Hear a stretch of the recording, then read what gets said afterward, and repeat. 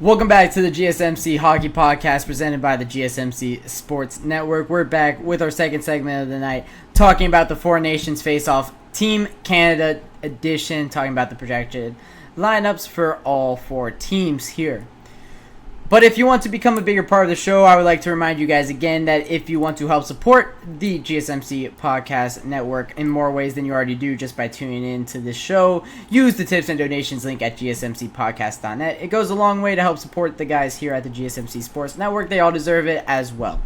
So with that being said, we're going to get into this next segment talking about Team Canada now. So the forwards for Team Canada, well, I mean, it looks very, very good.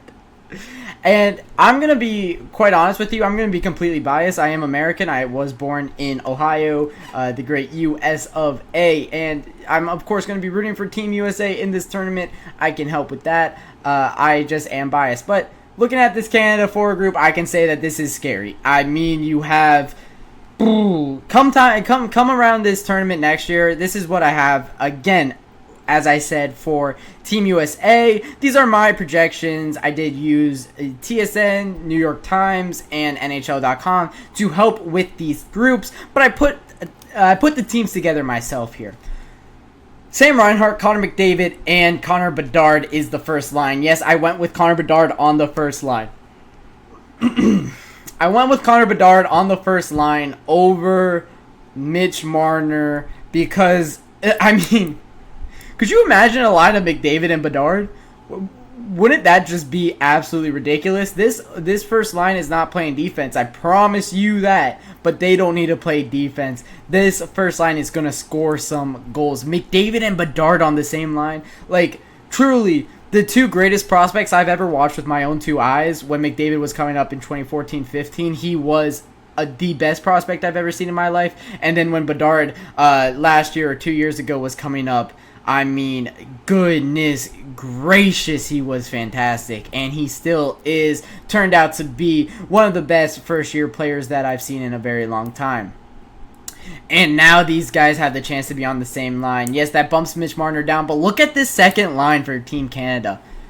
Matthew Barzal, one of the fastest skaters in the NHL. Nathan MacKinnon, probably one of the fastest skaters in the NHL. And then Mitch Marner, one of the fastest skaters in the NHL. Matthew Barzal, one of the best playmakers in the NHL. Nathan MacKinnon, one of the best all-around offensive talents that the league has seen in quite some time. And Mitch Marner has just proven to be such a fantastic addition to any first line on a team. And now he's playing with MacKinnon and Barzal. Yeah, they're going to score some goals. Now to the third line. Zach Hyman, coming off of a 50-goal season. Sid the Kid Crosby, coming off of an 80-something point season, another point-per-game season, and then Brady Point, a first line for the two-time Cup-winning Tampa Bay Lightning. Yes, I'm hyping up this team because it looks fantastic.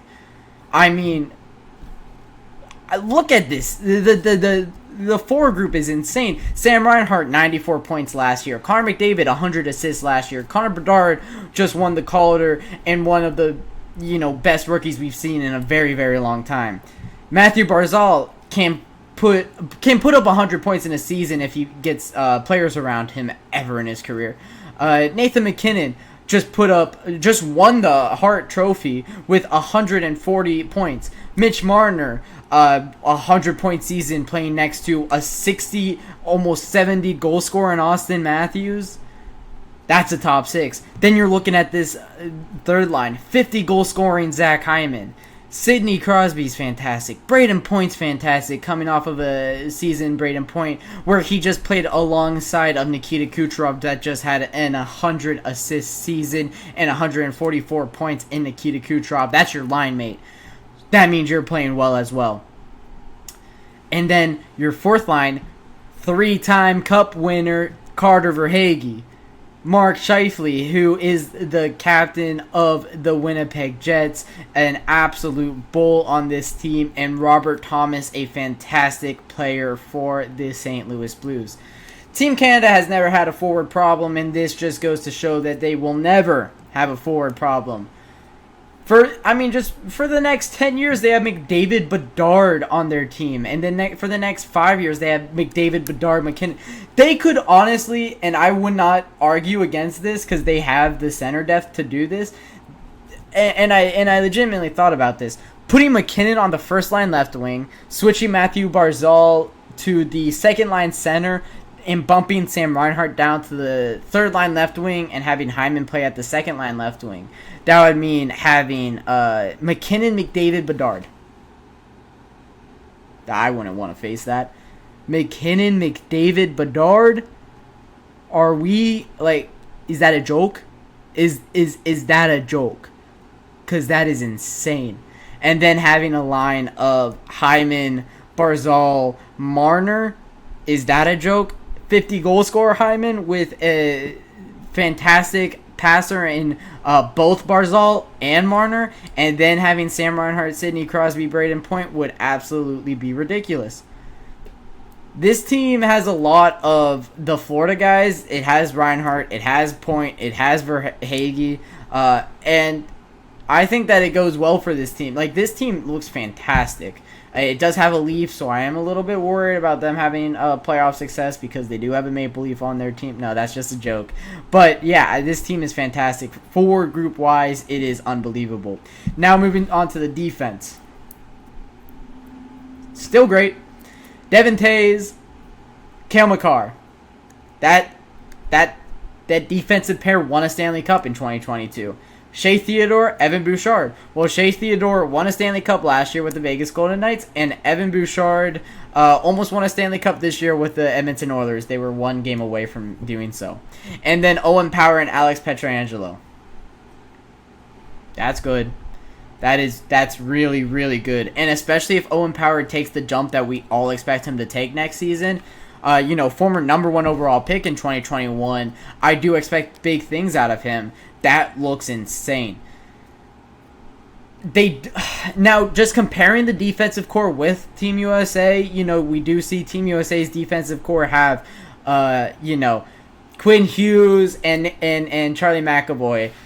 I think that is unbelievably comparable, the top two there. I think Charlie McAvoy and Devin Tays can be pretty comparable. Maybe you give the edge to the Charlie McAvoy.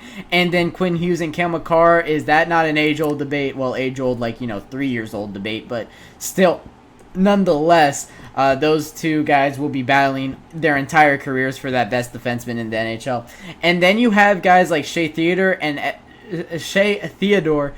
Evan Bouchard. Bouchard, one of the best slap shots. Shea Theodore plays such a great two-way game. Owen Power, a fantastic offensive defenseman. Alex Pietrangelo, a fantastic two-way defenseman. Shea Theodore, Evan Bouchard going up against the defensive pair of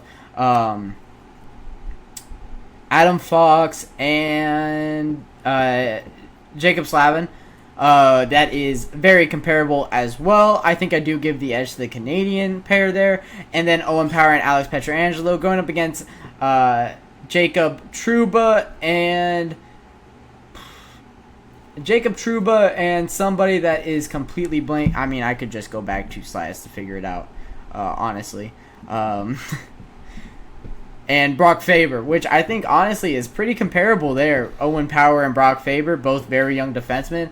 As you can see, I did elect to go with kind of a young defenseman on both sides here. I just think it makes sense. Brock Faber being Minnesota Wild, young guy, and Owen Power being for the Buffalo Sabres, a young guy. And then Alex Pietrangelo and Jacob Trouba are very comparable as well. Next up, talking about goalies, and I think that this is where Team Canada really lacks.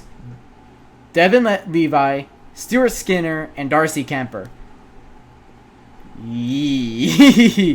Not good. Long gone are the days of Carey Price as your goaltender, and now you're gonna kind of struggle without it. Like I'm having Devon Levi be the top goaltender in the nation. I really, really don't like that. If I were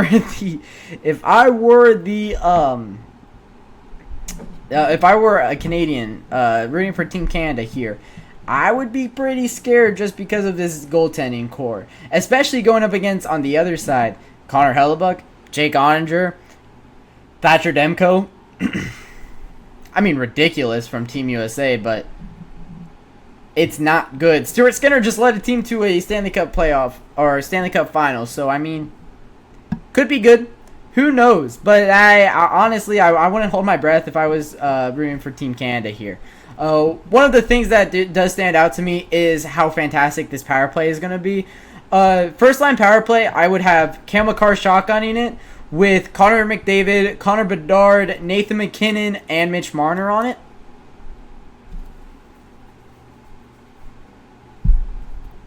Yeah, that'll play. That would absolutely play. Next up, you have Evan Bouchard being the quarterback. I said shotgun both times. I meant to say quarterbacking. Quarterbacking the power play would be Evan Bouchard for their second power play line with Sam Reinhart, Zach Hyman, Sidney Crosby, and either Matthew Barzal or Braden Point. I mean, take your pick there. You could also toss in a Carter Verhaeghe if you want to elect to do that instead of Braden Point. I wouldn't be against that, absolutely. That's unbelievable. That truly is unbelievable. Their power, don't take penalties against these guys. I promise you it won't end well.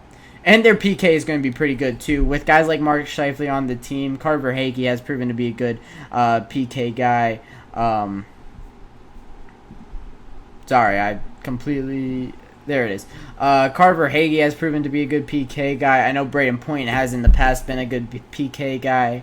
I mean, Nathan McKinnon, Sam Reinhart, these guys can all kill penalties for you in a high quality capacity. So I really like Team Canada, except for the goalies. I think that is what they're missing the most, of course, is goaltending. So that'll wrap it up for the second segment. We'll be coming back talking about Team Sweden in our third segment of the night when I come back from my second break. Looking for your daily fix